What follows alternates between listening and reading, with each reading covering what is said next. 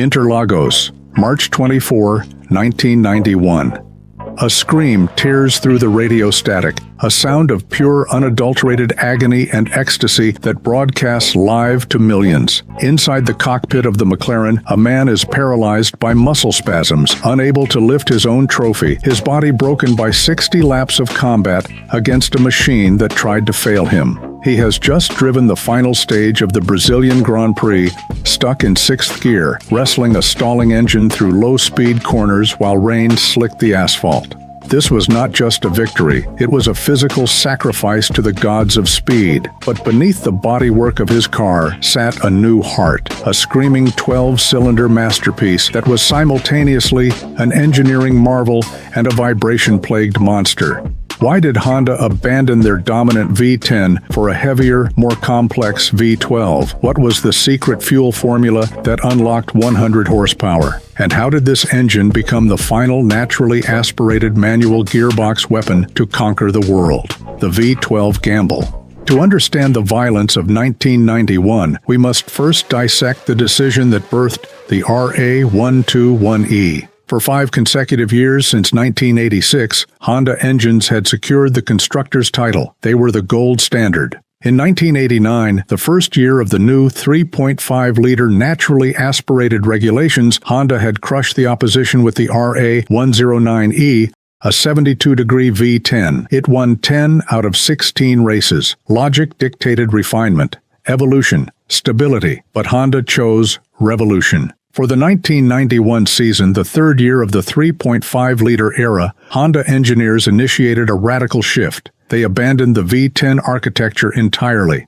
The target was a V12. The concept was paradoxical. Develop a 12-cylinder engine that was as light as a 10-cylinder without sacrificing the inherent power advantage of the V12's greater piston area and higher theoretical rev limit. There was also a sentimental, almost spiritual motivation driving this engineering pivot. The V12 format was the engine type most favored by the company's founder, Soichiro Honda.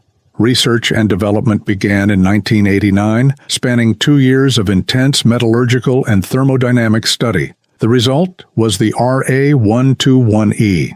The specifications were formidable. It was a 3,497 cubic centimeter double overhead camshaft unit featuring 4 valves per cylinder. The bank angle was set at a tight 60 degrees to aid aerodynamic packaging. The internal dimensions revealed a bore of 86.5 millimeters and a stroke of 49.6 millimeters. It utilized a PGM-FI fuel injection system with 2 injectors per cylinder supported by an electric pump and a gear pump. The ignition was CDI, and throttle control was managed by 12 individual butterfly valves. On paper, it was a monster. Maximum engine speed was rated at 13,000 RPM, with a compression ratio of 12.15 to 1.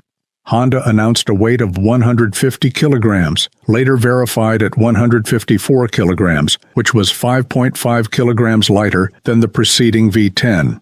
The output was rated at over 650 horsepower, eventually quoted at 735 PS or 725 brake horsepower. Yet, numbers on a dyno sheet do not always translate to lap time. The shift to a V12 required a complete redesign of the McLaren chassis. The engine was longer. It was thirstier. It required a larger fuel cell and heavier radiators to dissipate the immense heat generated by 12 cylinders screaming at 13,000 revolutions per minute. This was not just an engine swap, it was a total systemic reconfiguration of the car's center of gravity and balance. And when the reigning world champion Ayrton Senna finally unleashed it, the initial verdict was terrifyingly simple. It was not enough. The nightmare prototype. The birth of the RA121E was plagued by issues that threatened to derail the campaign before it began. While the design appeared sound in blueprints, the physical reality of coupling a high-revving V12 to a carbon fiber monocoque created unforeseen resonances. The primary issue was a severe lack of rigidity in the coupling between the engine and the chassis. This structural weakness caused violent vibrations to shudder through the car. These were not minor tremors, they were frequency-based assaults on the driver and the mechanical components. Senna, sensitive to the micro-vibrations of his machine, complained bitterly. The car felt disconnected, harsh, and unpredictable. Further compounding the misery was a mechanical anomaly: piston-to-head contact. Despite the design parameters indicating sufficient clearance, the dynamic forces inside the combustion chamber at 13,000 RPM were causing the pistons to physically strike the cylinder heads. This is a catastrophic failure mode in high-performance engineering, usually resulting in immediate disintegration. It required extensive trial and error, metallurgy adjustments, and tolerance revisions to solve, eating into valuable development time during the off-season. McLaren's chief designer Neil Oatley had to prepare a dedicated test machine, the MP4/5C, just to see if the V12 would hold together on a track. Gerhard Berger tested this provisional car and was unimpressed. He felt it was underpowered compared to the 690 brake horsepower V10 used in the 1990 MP4/5B. When Senna finally drove the new MP4/6 chassis at Estoril right before the season opener, his reaction was immediate and scathing. He climbed out of the cockpit and told reporters, "I do not know what Honda did. We do not have enough progress. We do not have enough power." The acoustic analysis by rival teams during testing revealed a disturbing truth. The 1990 Honda V10 had produced peak power at 13,800 RPM. The new RA121E V12 seemed to peak lower. Honda, fearing reliability issues with the new architecture, appeared to be running conservative tuning. They were prioritizing survival over dominance. For a driver like Senna, who demanded absolute superiority, this was unacceptable. He demanded more horsepower. He demanded a weapon. The agony of Interlagos, the true test of this new vibrating, thirsty heart, came at the Brazilian Grand Prix Round 2 of the 1991 season. The 4.3-kilometer Interlagos circuit in São Paulo is a counterclockwise torture chamber, physically demanding on drivers' necks even in perfect conditions. For Senna, it was a cursed ground. In 7 previous attempts, he had taken 4 pole positions but never won. In 1990, he had collided with a backmarker while leading. Winning here was a long-cherished dream, an obsession. Senna qualified on pole finding the raw speed of the RA121E over a single lap. He led the race, but the Williams Renault of Nigel Mansell was a constant looming threat in his mirrors. On lap 60 of the 71-lap race, the threat vanished. Mansell retired with mechanical failure. The local crowd erupted. Senna was clear. Victory seemed formalized. Then the machine began to die. First, the gearbox lost 4th gear. The manual transmission, a McLaren 6-speed transversely mounted unit, was disintegrating. Soon the contagion spread to 3rd and 5th gears. Senna was left with only 6th gear. Imagine the physics of this. Driving a Formula One car designed to operate in a narrow power band through low-speed corners in top gear. The torque load on the engine was immense. The car would almost stall at every slow turn. If the revs dropped too low, the anti-stall might not catch it, or the engine would simply bog down and die. Senna's race would be over. His lap times plummeted. Riccardo Patrese in the 2nd Williams was closing in, rapidly slashing seconds off the gap with every sector. To compound the misery, rain began to fall. The track became a greased surface, and Senna had no engine braking, no ability to modulate torque through the gears. He had to carry momentum to keep the engine alive, yet slow down enough to survive the wet corners. It was a balancing act on the edge of a razor. Senna drove frantically, his body locking up with severe muscle spasms from the physical effort of wrestling the car without the correct gear ratios. As the number 1 McLaren Honda struggled up the final hill to take the checkered flag, Patrese was only 3 seconds behind. One more lap, and the car likely would not have made it. The screaming over the radio was not just joy. It was the release of excruciating pain. Senna parked the car. He could not move. He had to be lifted from the cockpit. On the podium, he could barely lift the trophy, his arms seizing. He had broken the curse, but the RA121E and the MP4/6 had extracted a heavy price. This victory was an anomaly, a miracle of human will overcoming mechanical collapse. It hid a darker truth. The McLaren was no longer the fastest car on the grid. The Williams threat, the dominance of the first 4 rounds, where Senna scored a perfect 40 points, was an illusion. It was a record-breaking start, yes, but it relied heavily on the unreliability of the competition. The Williams FW14, designed by Adrian Newey and powered by the Renault RS3 was technically superior. It featured a semi-automatic gearbox, better aerodynamics, and eventually active suspension. The reality check arrived in Montreal round 5. Two things became immediately apparent to the McLaren team. First, the Honda V12's extra power was simply offsetting its greater weight and internal frictional losses compared to the V10s. Second, the Williams FW14 cars were finding their stride. Nigel Mansell dominated the Canadian Grand Prix from start to finish. He lost the win only on the final lap when he waved to the crowd and accidentally let the revs drop too low, triggering an electrical shutdown or pressing the kill switch. He handed the win to Nelson Piquet, but the message was received. Senna retired on lap 25 with alternator failure, unable to match the pace. From Canada to the German Grand Prix at Hockenheim round 9, Senna did not win a single race. He could not even claim pole position. The MP4/6 was no longer a match for the Williams. The lack of grip made handling inconsistent. Senna and his teammate Gerhard Berger struggled to keep the cars on the track. The desperation forced McLaren to experiment. In tests following the German Grand Prix, they prepared two types of semi-automatic cars for Senna. He praised the system, claiming he could not go back to a manual. At the Hungarian Grand Prix, the team brought a compressed air semi-automatic system distinct from the hydraulic systems used by Ferrari and Williams. But in Friday's free practice, a spin forced them to abandon the technology. The MP4/6 would remain a manual shift car. It was a technological dinosaur fighting against the digital age. Senna felt the championship slipping away. At the Mexican Grand Prix, he crashed heavily at the high-speed final turn, the car flipping over in the gravel. Uninjured but shaken, he started third and finished third, defeated by both Williams drivers by a humiliating 57 seconds. He reportedly told Honda's project leader, Akimasa Yasuoka, "You guys are taking away my championship." Engineering warfare. Honda responded to the crisis with the industrial might of a company that viewed racing as war. The RA121E evolved rapidly. The initial Spec 1 engine that won the early rounds was replaced by a Spec 2 ahead of Monaco, offering better mid-range punch through a new induction system. But the real breakthrough came in stages. First, Honda introduced the Spec 3 and Version 3 engine at the British Grand Prix Round 8.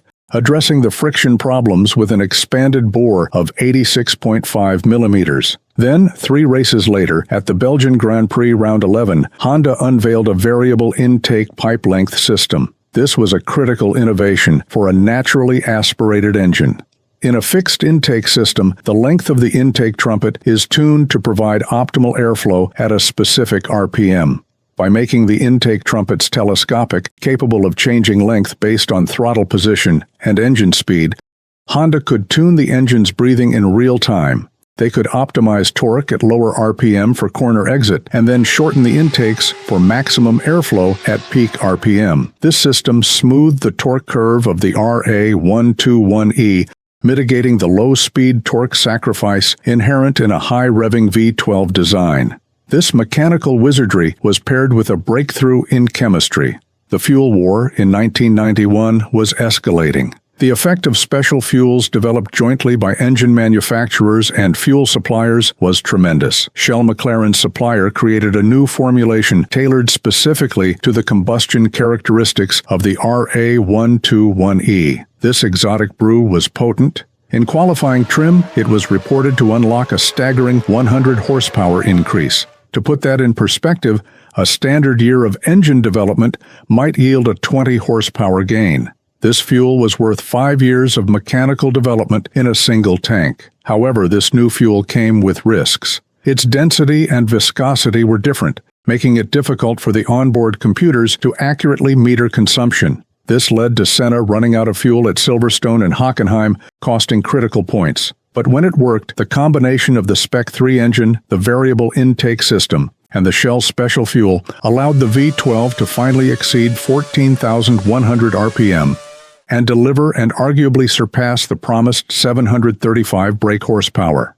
Some reports at the Japanese Grand Prix suggested the final spec was pushing towards 780 horsepower at nearly 15,000 RPM. The turning point. The season pivoted on a moment of tragedy. On August 5, 1991, Soichiro Honda, the visionary founder of the company, passed away at the age of 84. The Honda team was devastated. The very existence of the V12 project was a tribute to his engineering philosophy. The next race was round 10 in Hungary. The Hungaroring is a tight, twisty, low-speed track, notoriously difficult to overtake on. It was theoretically suited to the high downforce Williams. But the McLaren team arrived with a new resolve. The drivers wore black armbands over their racing suits. Honda brought further engine refinements, lighter cylinder heads, camshafts, and connecting rods to reduce reciprocating mass and improve throttle response. In qualifying, Senna extracted a lap of pure magic. He took pole position by 1.2 seconds over Patrese, his first pole since Monaco. In the race, he drove with cold precision. The track layout aided his defense, but the Williams were faster.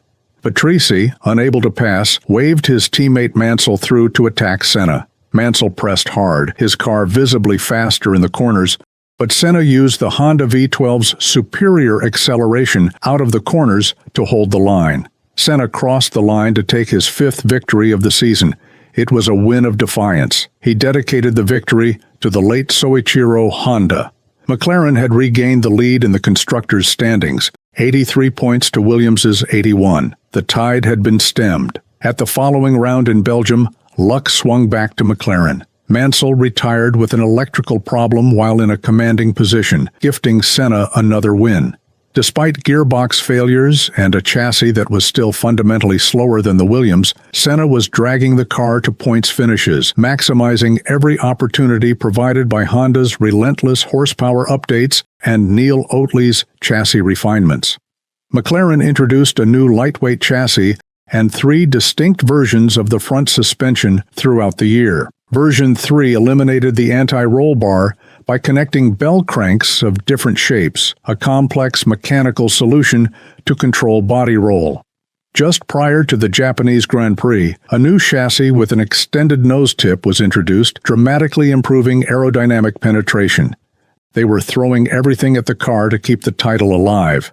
The Suzuka Climax. It all came down to Suzuka, round 15, the spiritual home of Honda. The scenario was simple. If Nigel Mansell failed to win, Ayrton Senna would be champion. Qualifying saw a display of total dominance. Senna and Berger locked out the front row. The new chassis and the ultimate specification of the RA121E were singing. At the start, Berger launched into the lead, with Senna acting as the rear gunner, holding off Mansell. The pressure on Mansell was absolute. He had to pass Senna.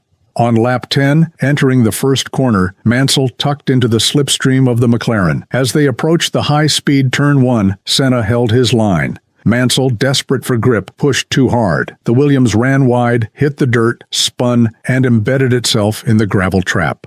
The championship was decided in a cloud of dust. Senna, now a 3-time world champion, began to hunt down his teammate. He passed Berger and led comfortably. But on the final lap, coming out of the chicane and heading toward the finish line, Senna did something unexpected. He lifted off the throttle. He slowed down to a near crawl. He allowed Gerhard Berger to scream past and take the checkered flag, handing his teammate his first win of the season. It was a gesture of gratitude. Berger had been a loyal ally, testing the difficult cars, shielding Senna, and playing the team game. McLaren took a 1-2 finish. They secured the constructors' and drivers' titles for the 4th consecutive season. It was a total victory for Honda on their home soil. The last manual V12. The 1991 season stands as a monolith in Formula One history. The McLaren MP 4/6 holds a unique distinction. It is the last car to win the Formula One World Championship using a manual transmission, and the only car to ever win the title powered by a V12 engine. While Ferrari and Lamborghini continued to use V12s for a few more years, they never achieved the consistency or integration required to win a title. A new era of increasingly automated control was dawning, and 1992 would make that future unavoidable. The RA121E was not the best engine at the start of the year. It vibrated so badly it blurred the driver's vision. It was heavy. It was thirsty. But through the relentless application of engineering force, new induction systems, exotic fuels, internal lightning, and sheer rotational speed, Honda turned it into a champion. Senna's third title was not a street fight. It required him to drive a car that physically hurt him, to manage fuel consumption while racing at 200 miles per hour, and to hold off a technologically superior rival through sheer defensive brilliance.